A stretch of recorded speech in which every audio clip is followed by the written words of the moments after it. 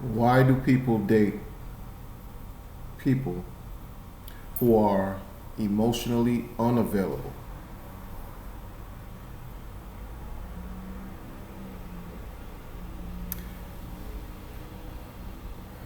That's a hard subject, a hard issue. It's difficult, but I'm gonna try to give my take on that. Um, Relationships are complex, especially interpersonal relationships, intimate relationships. We where there's no exact science that can help figure these things out, but one thing's for certain: people do engage in different relationships, and there are aspects where one person is dating someone who's emotionally unavailable, who's emotionally disconnected, who is emotionally void of or just disinterested in offering emotional support. So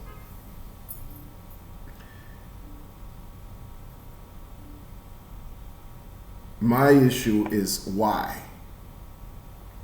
Why do people engage in that type of behavior? For example, why would a woman date a man who's emotionally unavailable? Is it because the man is attractive? Is she just interested in his looks? Is there something that he offers that keeps her interested? Does he have, wealth, resources? Does he have a, large bank account? Why would a man date a woman who's emotionally unavailable? Is it for the same reasons, or is it something else? I think that something else lies in, perhaps it's something that deals with the person himself. I'm not talking about the people who are emotionally unavailable. I'm talking about those who chase them. I'm talking about the people who are relentless in going after someone who clearly is not interested. Like, they're not interested. I think the reason why individuals chase those types of people is because they don't value who they are. There's a disconnect within themselves. They're not in touch, or nor do they. I don't think it's a thing of them not accepting who they are. They don't realize their self-worth. They don't realize the importance, how important they are to themselves, and they don't feel like they even deserve anything better than someone who's void of emotions. And that can stem from different reasons. Probably they had, a rough upbringing, traumatic experiences as children. Who knows? Their interpersonal, their connections with their parents might have been strained, or possibly even non-existent.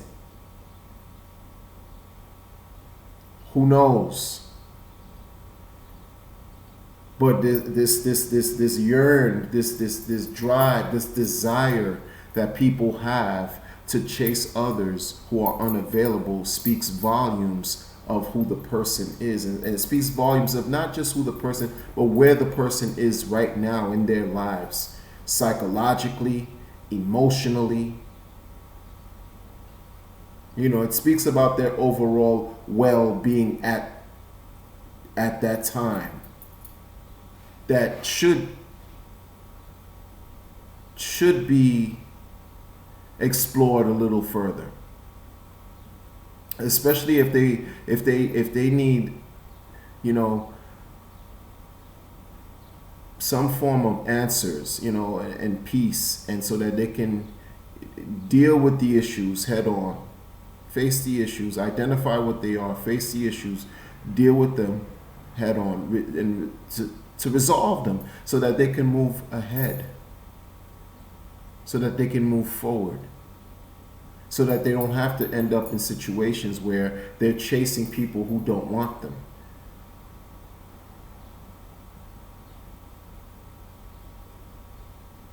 It's constant. It becomes a cycle, a vicious cycle, and sometimes you'll hear people say, "Oh, I like bad guys," or "I like the bad girls," or the men get ridiculed. They're all types of names for chasing women who don't want them, and women get the same type of treatment. Get disrespected.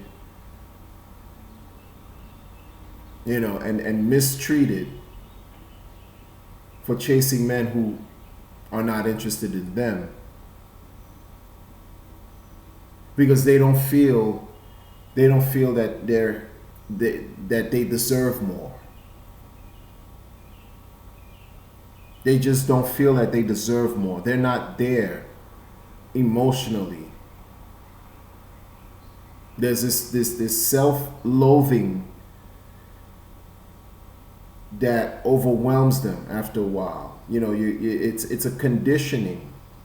It's something that's taken place for a long period of time that got to where it is now today. Because if you're disconnected with yourself,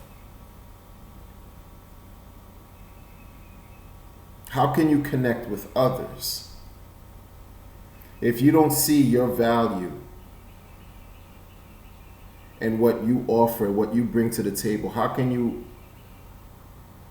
expect someone?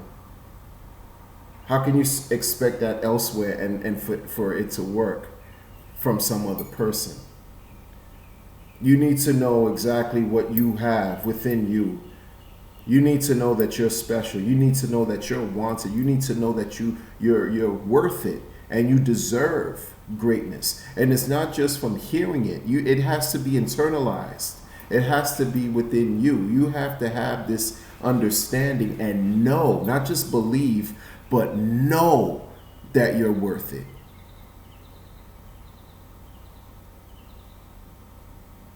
You have to know that you count. You have to know that you matter. You have to know that you deserve to be with people who are emotionally available.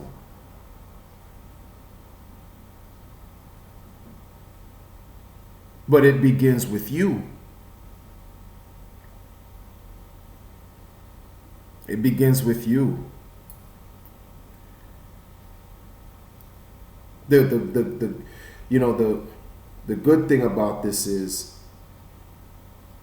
it's not something that's fatal. It can once you grab hold of what the problem is, now you can treat it. Now you can take care of the problem. You can take the message, take heed to it. Learn it for everything that it's worth. In other words, face the problem. Deal with it head on. And all that's going to do when you're dealing with it is strengthen your character and build you and help you know your value. That's what it's going to do. So that way, when you meet someone, you'll get a different response. So that way, when you meet someone, you'll be able to see the difference and to feel the difference with respect to the nature and quality of the relationships that you're engaging in.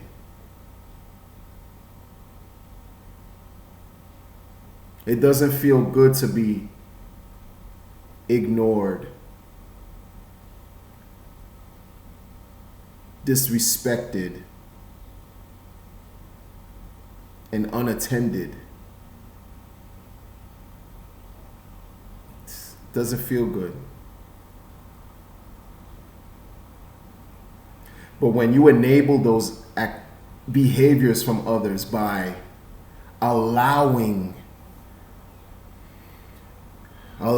yourself to ignore yourself first, to believe that you don't matter, to believe that you're not worth it, then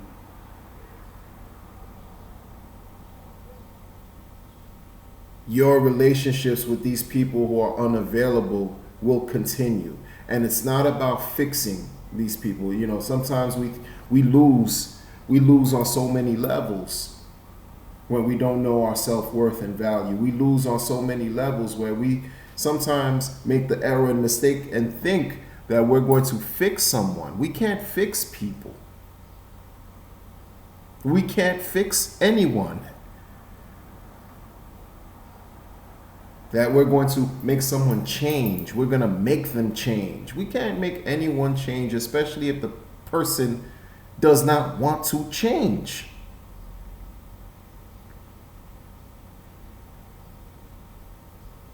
You're wasting your time.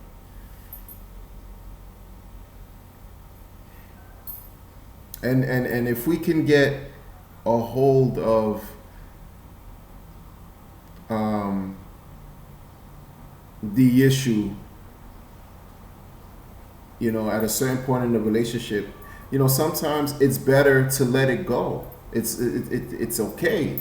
It might be hurtful, you know, gut-wrenching. It depends on the level of connection and how long the relationship has been, and if there's, you know, children involved in these things. But if it, you know, it depends. It depends.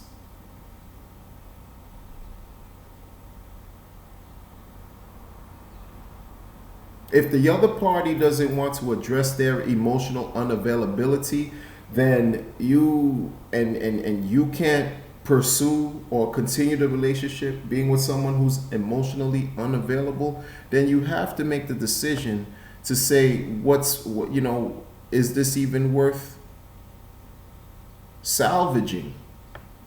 Is it worth, you know, repairing or continuing? Because you're on two different sides of the page. Like, you're just, there's no union, it's just separation, even in your thoughts and your fundamental thoughts. Like, one has no feelings for you and you have feelings for the person. There's no balance. There's no balance. Sometimes it might be the best thing to go your separate ways, to let go of what's not healthy for you, so that you can make room for an opportunity that will be healthy for you. How's that sound? How does that even, you know, isn't that much better? Isn't that much better than remaining in a situation, in a relationship where it's void of emotion and it's not conducive to your overall well-being. It's not conducive to the other person's well-being. You know, it's something to think about. It's something to think about. Again, when we talk about relationships, we have to address first ourselves and then address the other person, and then identify the issues and try our best to make things work. But if it's not going to work, like in a situation like that, emotional unavailability, the best thing to do sometimes is to let it go. Let it go. You'll be doing yourself a favor. Let it go. Be well.